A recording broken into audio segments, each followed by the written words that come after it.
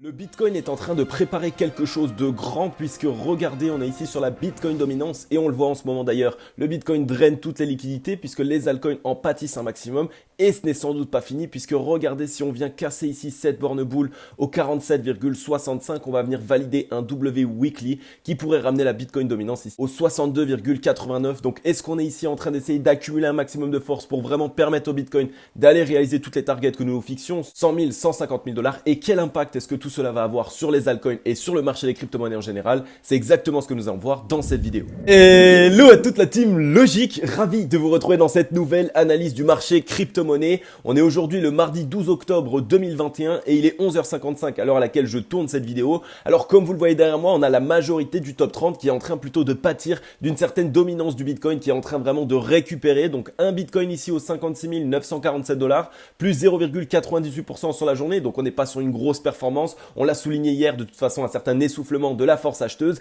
Mais regardez, la Bitcoin dominance est en train de se relancer de manière très puissante. Et regardez l'impact que cela peut avoir sur les altcoins. On a des corrections de l'ordre de 3,71% pour Ethereum jusqu'à ici 10,89% pour le AVAX de Avalanche. Donc il va vraiment falloir surveiller tout ça. Il va falloir mettre en place un vrai plan d'action d'investissement pour ces prochains temps. Puisque si Papa Bitcoin commence à briller de nouveau, eh bien évidemment que c'est sur lui qu'il va falloir mettre notre curseur. Bon les amis, en ce moment on perd un petit peu de visibilité, c'est vraiment dommage, surtout qu'on est ici à l'aube de réaliser quelque chose de très grand sur le Bitcoin et sur le marché des crypto-monnaies. Donc je ne vous le demande que très peu souvent, mais vous le savez, vous êtes encore plus de 70% des personnes à regarder mes vidéos au quotidien qui ne sont pas abonnés. Donc n'hésitez pas, ça va vous prendre 3 petites secondes, abonnez-vous et surtout activez la cloche puisque vous allez directement accéder à une analyse du marché crypto-monnaie par jour dans laquelle je vous explique ce qui se passe sur le marché des crypto-monnaies. Je vous mets en avant la tendance qui se dessine sur le Bitcoin, sur les altcoins, je vous présente des news et des actualités et évidemment, ce que vous kiffez le plus, je vous analyse des projets qui sont dans de belles dispositions pour réaliser les meilleurs profits possibles. Donc n'hésitez pas à rejoindre la grande team Logique. Je suis en train de mettre en place énormément de choses pour le futur de cette chaîne.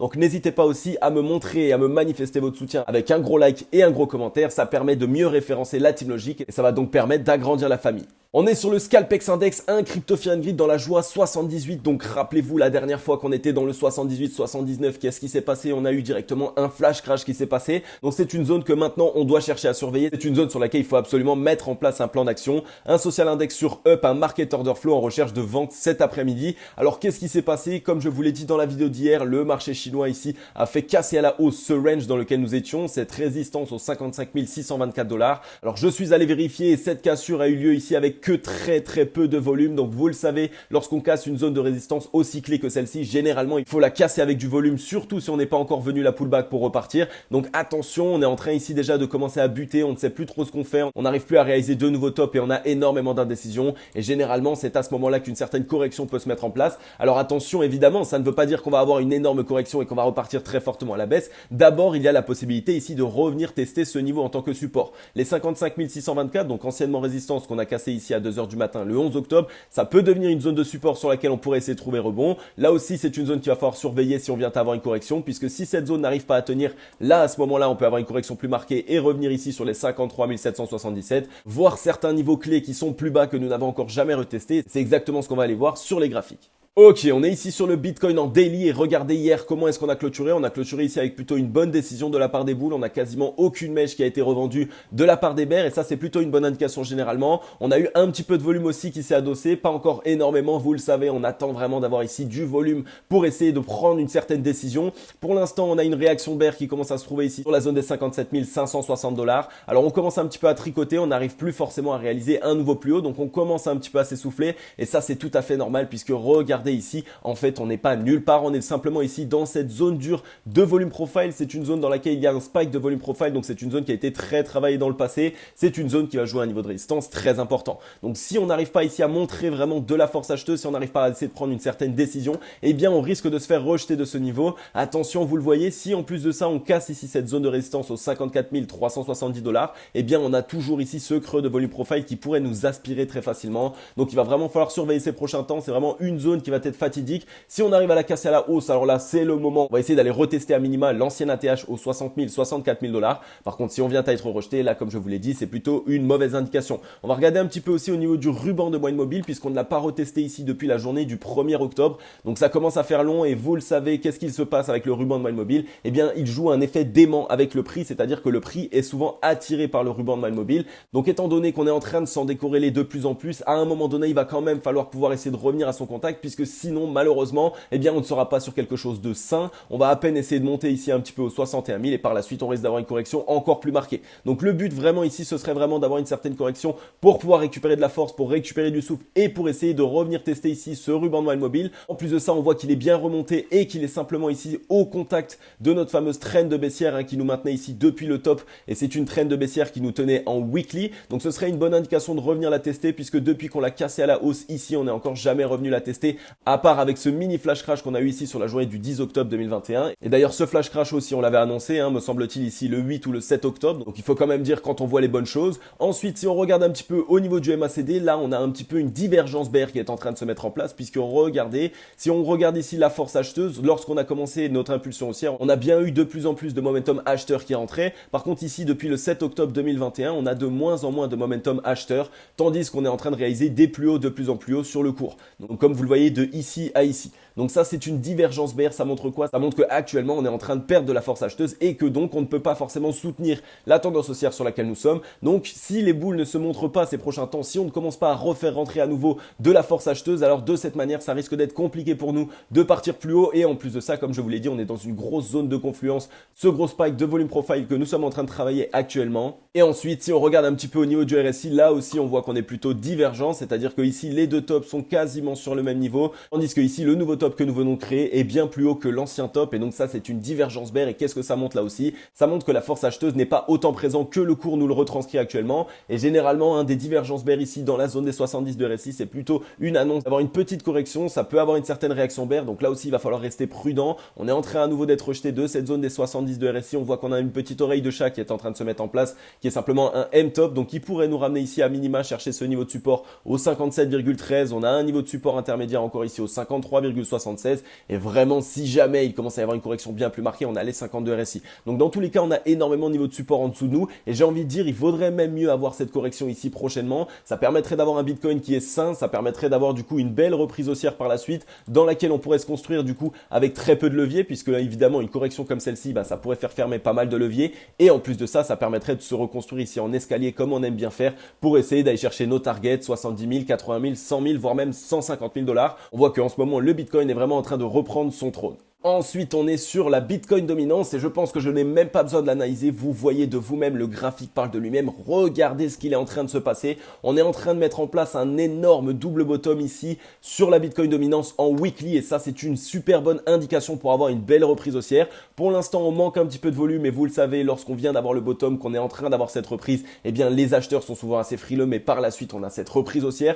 Alors pour pouvoir valider le double bottom, il va falloir venir casser cette zone de résistance ici au 47,43. C'est vraiment la zone fatidique. Si on arrive à la franchir à la hausse, si on arrive à clôturer au-dessus, alors là les amis, on a directement un objectif ici au 62,89, et le Bitcoin du coup par cette occasion pourrait vraiment bénéficier d'un maximum de liquidités qui vont être déversées sur lui-même, et donc d'aller chercher un petit peu toutes les targets folles qu'on voulait essayer de mettre en place ces derniers temps. Donc il va vraiment falloir surveiller ici un petit peu le volume, c'est lui qui nous le dira, mais au vu actuellement des chandeliers japonais sur lesquels nous sommes, on voit qu'il y a quand même une très belle décision de la part des boules qui est en train d'être prise.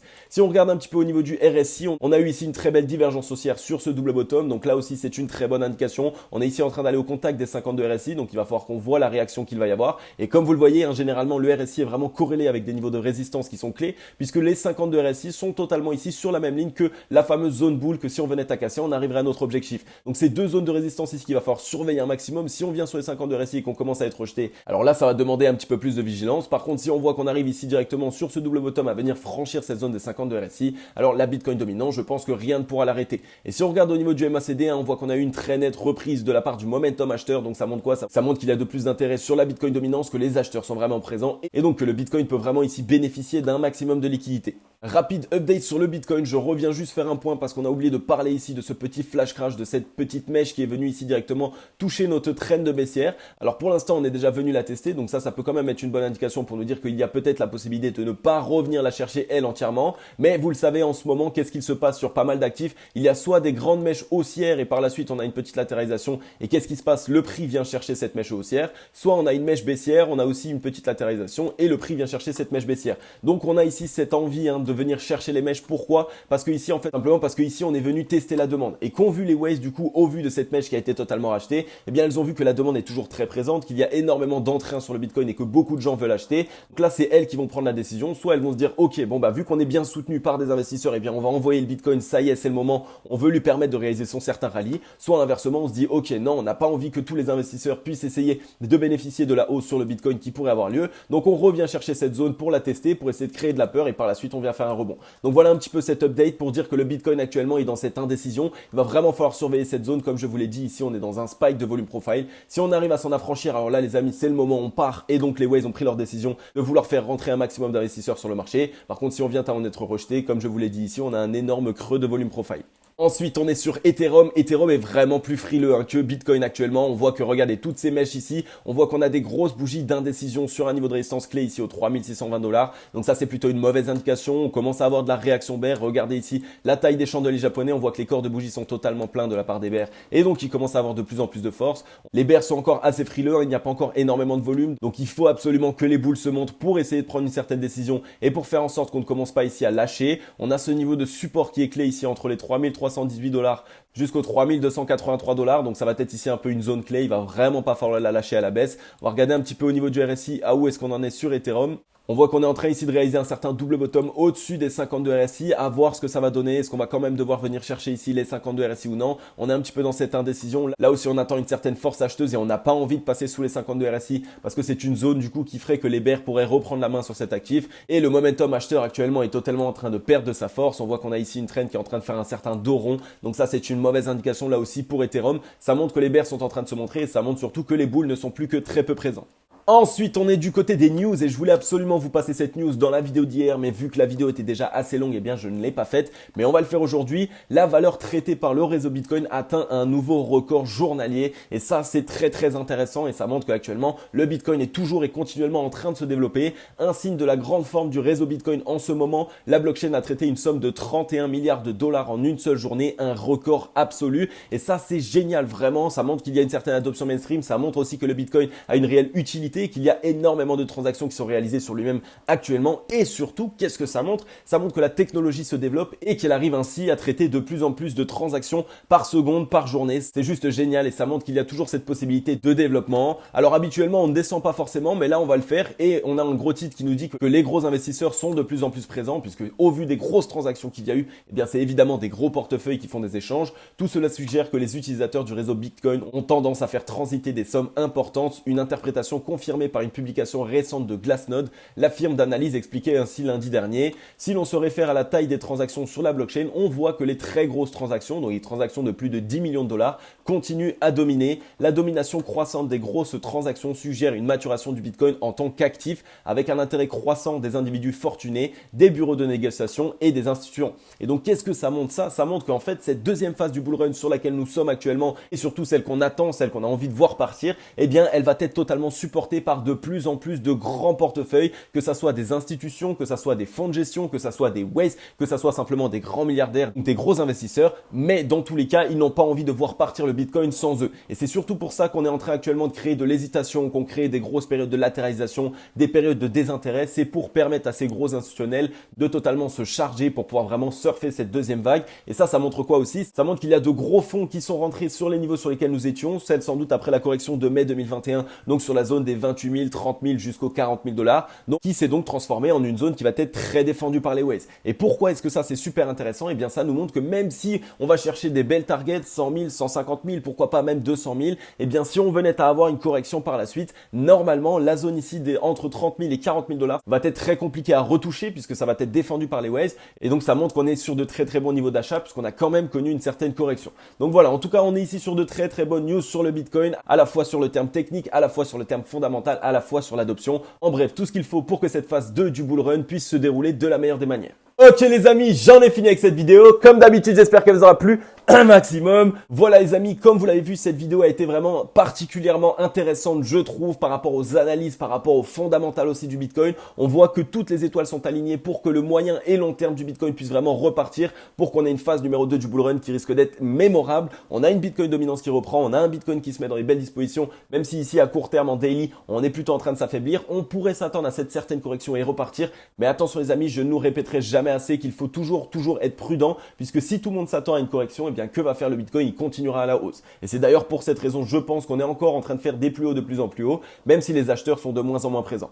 Donc voilà, en tout cas, on essaye de calmer un peu cette euphorie. Surtout, ce qu'il faut absolument mettre en place, c'est un plan d'action d'investissement, parce que si on veut vraiment surfer cette vague numéro 2 du bull run de la meilleure des manières, eh bien il faut absolument qu'on ait un plan d'action. Si vous n'avez pas de plan d'action les amis, vous allez directement à votre perte et généralement c'est ce qu'il se passe. Vous allez avoir des profits, vous allez être content, vous allez gagner, mais vous ne savez pas quand est-ce que vous allez sortir du marché, vous ne savez pas non plus quand est-ce qu'il faut racheter, etc. Et de cette manière, que va-t-il se passer? Le marché va totalement récupérer vos liquidités, il va totalement vous punir.